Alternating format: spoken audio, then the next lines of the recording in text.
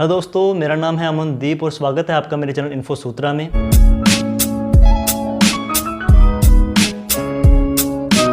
ये मेरी इस चैनल पे पहली वीडियो है और आज की वीडियो में हम लोग बात करने वाले हैं फार्मर बिल्स के बारे में, जो बिल अभी पास होने जा रहे हैं और फार्मर्स इसके बारे में क्यों प्रोटेस्ट कर रहे हैं और गवर्नमेंट का क्या कहना है इस बिल्स के बारे में।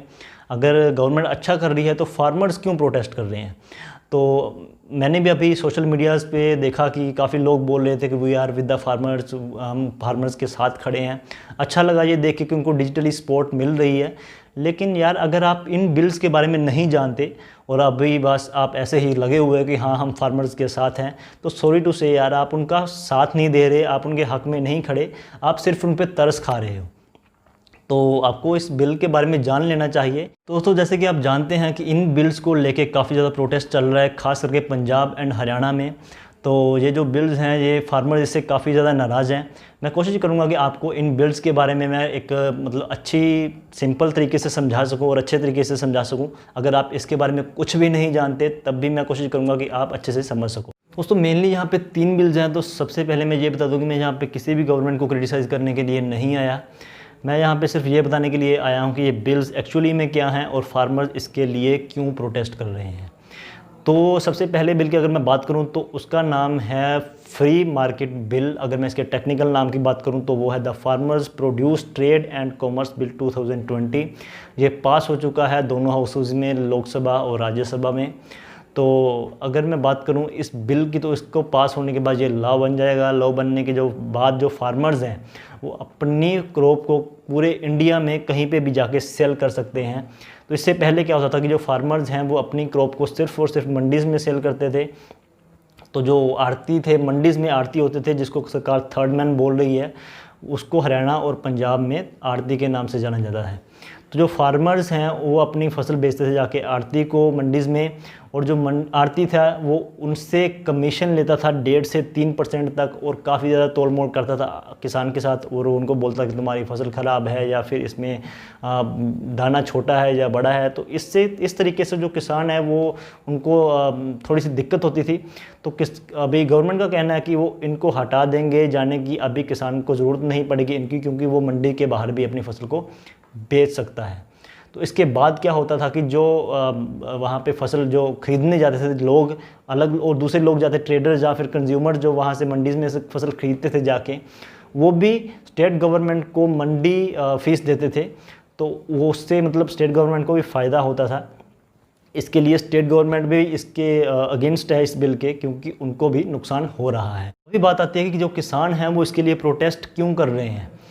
तो इसमें वैसे अलग अलग रीज़न्स हैं। तो पहले रीज़न की अगर हम बात करें तो किसानों का मानना है कि इससे जो मंडी सिस्टम है वो पूरी तरह से ख़त्म हो जाएगा। यानी कि उनका मानना है कि अगर हम बाहर फसल बेचने जाएंगे तो हमें अगर अच्छा प्राइस मिल भी गया तो कुछ सालों तक वो बाहर फसल बेचेंगे। जब वो मंडी जाएंगे नहीं तो मंडी का कोई काम ही नहीं रहेगा, तो मंडी तो बंद हो जाएगी। तो अगर मंडीज़ बंद होने के बाद जो बिज़नेसमैन है उन्होंने आपस में सलाह कर ली कि हम इससे ज़्यादा भाव नहीं देंगे किसानों को उनकी फसल के लिए, तो फिर वो कहाँ पे जाके अपनी फसल को बेचेंगे। तो ये उनका डर जायज़ भी है, ऐसा हो भी सकता है।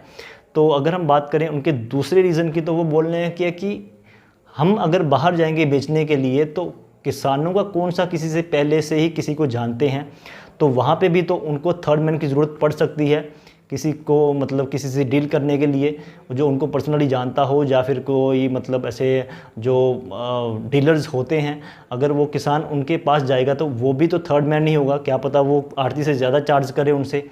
तो ये भी उनका डर जायज़ है अभी। और तीसरी जो बात किसान अभी मेनली जो बोल रहे हैं, वो उनका मानना है कि जो MSP है, MSP अगर आप नहीं जानते क्या होती है तो MSP होती है मिनिमम सपोर्ट प्राइस। यानी कि अगर किसान की फसल नहीं बिकती है तो जो गवर्नमेंट है वो किसान के लिए एक मिनिमम सपोर्ट प्राइस तय करती है कि अगर उसकी फसल नहीं बिकती तो हम कम से कम इतने प्राइस में उससे वो फसल खरीद लेंगे।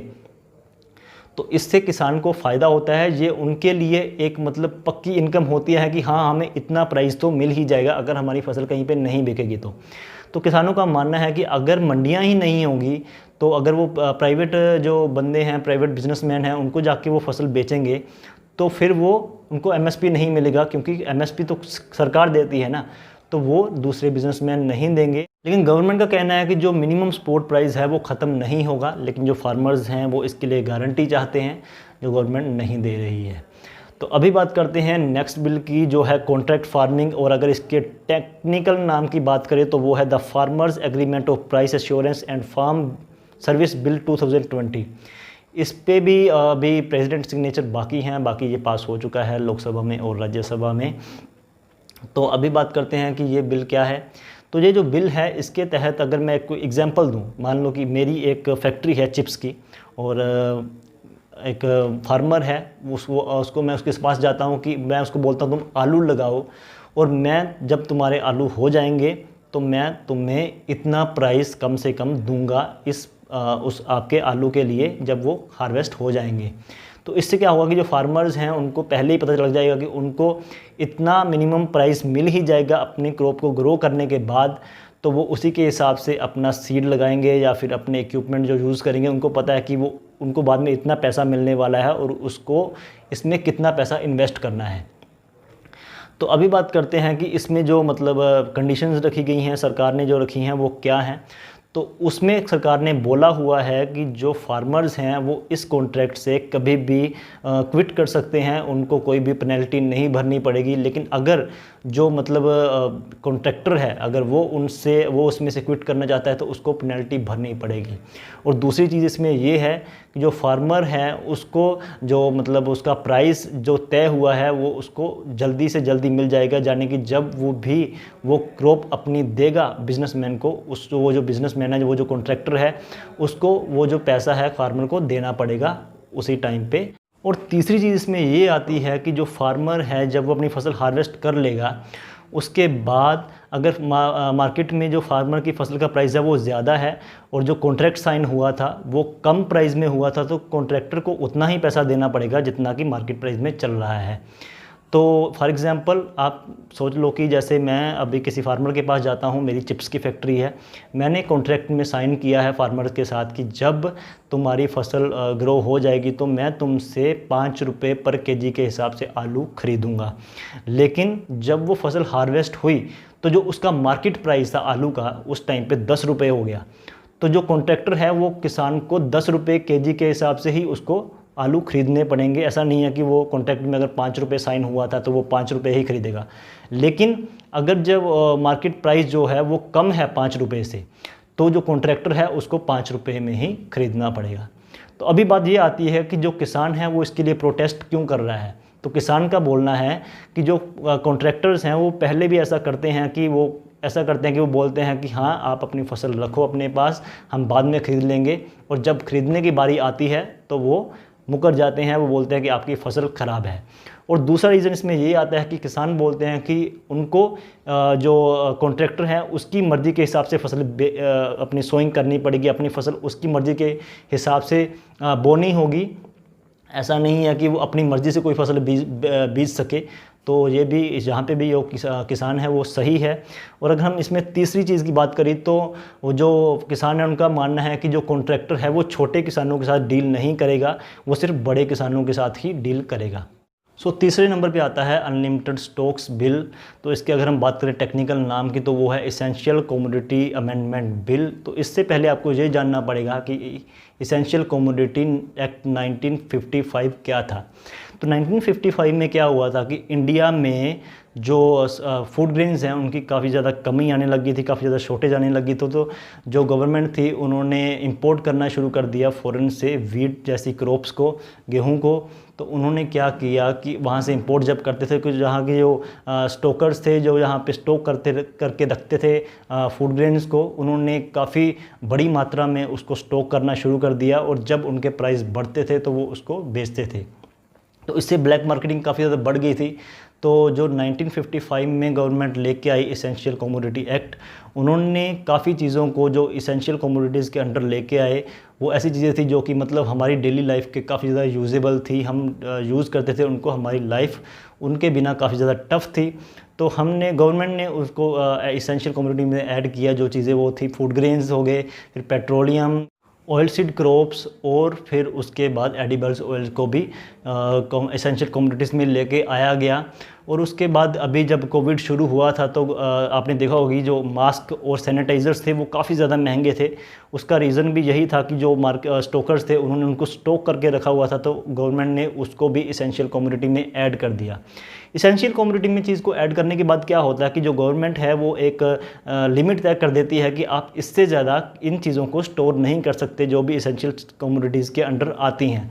तो फिर उससे क्या होता है कि जो कंज्यूमर्स हैं उनको एक फेयर प्राइस पे वो चीज़ मिलती है जो भी इसेंशियल कमोडिटीज़ के अंडर आती है, कम स्टॉक होने की वजह से, और ब्लैक मार्केटिंग कम हो जाती है। तो इसेंशियल कमोडिटी अमेंडमेंट बिल के पास होने के बाद कुछ चीज़ें ऐसी हैं जिनको इसेंशियल कमोडिटीज़ से बाहर कर दिया गया है, जैसे कि अनाज फसलें, दालें, edible oils, oil seed crops, फिर प्याज हो गया, आलू हो गया, इन सब को जो इसेंशियल कमोडिटीज़ हैं उनसे बाहर कर दिया गया है। इन पे कोई स्टॉक लिमिट नहीं होगी। जो स्टॉक होल्डर्स हैं वो इनको अपनी मर्ज़ी से बिना किसी लिमिट के स्टॉक कर सकते हैं। इन पे लिमिट तभी लगेगी अगर कोई मुश्किल टाइम आता है कंट्री के ऊपर, जैसे कि लड़ाई वार चल जाती है देशों की आपस में, या फिर नेचुरल जो हैज़ार्ड्स हैं, नेचुरल डिज़ास्टर्स हैं वो आ जाते हैं, फ्लड्स वगैरह, तभी इन पे स्टॉक लिमिट लगेगी। ऐसे इन पे कोई भी स्टॉक लिमिट नहीं होगी। तो सरकार का कहना है कि इससे जो प्राइवेट सेक्टर्स हैं वो स्टॉक होल्डिंग में इन्वेस्ट करेंगे, क्योंकि अभी वो इन्वेस्ट नहीं करते। उनको पता है कि इस पे एक लिमिट तय की गई है, तो सरकार का कहना है कि वो इसमें ज़्यादा इन्वेस्ट करेंगे। हमारी जो स्टॉक होल्डिंग की क्वालिटी और क्वांटिटी है वो दोनों इंप्रूव होंगी। जो हमारा वेस्टेज है फूड का वो भी कम होगा। जो फसलें हैं उनका जो प्राइस है वो भी स्टेबल रहेगा, ना ज़्यादा कम होगा और ना ही ज़रूरत से ज़्यादा होगा। तो अभी बात ये आती है कि जो किसान हैं वो इसके खिलाफ़ क्यों हैं, वो क्यों बोल रहे हैं कि ये एक्ट सही नहीं है। तो अभी बात करते हैं कि जो किसान हैं वो इसको लेके क्रिटिसाइज़ क्यों कर रहे हैं, वो इसको लेके प्रोटेस्ट क्यों कर रहे हैं। उनका मानना है कि जो स्टॉक होल्डर्स हैं वो उनको फेयर प्राइस नहीं देंगे, और उनका ये भी मानना है कि इससे ब्लैक मार्केटिंग भी बढ़ जाएगी। और दूसरी चीज़ ये भी है कि जो स्टॉक होल्डर्स हैं वो जो छोटे किसान हैं उनके पास इतनी ज़्यादा फसल नहीं होती, तो वो उनसे फसल नहीं खरीदेंगे। और एक और चीज़ इसमें ये भी आती है कि जो अगर स्टॉक होल्डर्स प्राइवेट होंगे तो जो सरकारी कंपनियां हैं जो स्टॉक करके रखती हैं फूड ग्रेन्स को, जैसे कि FCI हो गया, फूड कॉर्पोरेशन ऑफ इंडिया, अगर प्राइवेट कंपनियां इनको स्टोर करने लग जाएंगी तो सरकारी कंपनियां इनको स्टोर नहीं करेंगी। तो उससे क्या होगा कि जो किसान हैं उनको MSP यानी कि मिनिमम सपोर्ट प्राइस मिलना नामुमकिन हो जाएगा, क्योंकि अगर वो स्टोर ही नहीं करेगी तो उनको मिनिमम सपोर्ट प्राइस कहाँ से मिलेगा, क्योंकि वो तो सरकार ही देती है। तो दोस्तों आखिर में बात ये आती है कि जो किसान हैं उनका सरकार से भरोसा उठ चुका है। वैसे भी इस बिल में इतनी क्लैरिटीज़ नहीं है कि जो किसान हैं वो सरकार पे भरोसा कर सके, और आप भी किसानों का साथ दीजिए, सिर्फ डिजिटली ही नहीं, मन से उनका साथ दीजिए। ज़रूरी नहीं कि जो चीज़ आपको अफेक्ट नहीं कर रही वो किसी और को भी अफेक्ट ना कर रही हो, क्योंकि किसानों को जो चीज़ काफ़ी डीपली अफेक्ट कर रही है, ये चीज़ उनके लिए फ़ायदेमंद साबित होती है या फिर उनके लिए नुकसानदेह साबित होती है, ये बात की बात है। लेकिन फ़िलहाल यही लग रहा है कि ये जो चीज़ें हैं उनके लिए ये सही नहीं है। तो अभी हम बात करते हैं इस वीडियो को ख़त्म करने के लिए। तो ये अगर आपको वीडियो पसंद आई है तो वीडियो को शेयर करें। लाइक डिसलाइक इसमें मैटर नहीं करता, क्योंकि ये वीडियो मैंने लाइक पाने के लिए नहीं बनाई है। सो अगर आपको वीडियो पसंद आई है तो अपने दोस्तों के साथ शेयर करें, चैनल को सब्सक्राइब करें, क्योंकि आगे भी मैं काफ़ी अच्छी इन्फॉर्मेटिव वीडियोज़ लेके आता रहूँगा। तो दोस्तों मिलते हैं अगली वीडियो में, तब तक के लिए टेक केयर।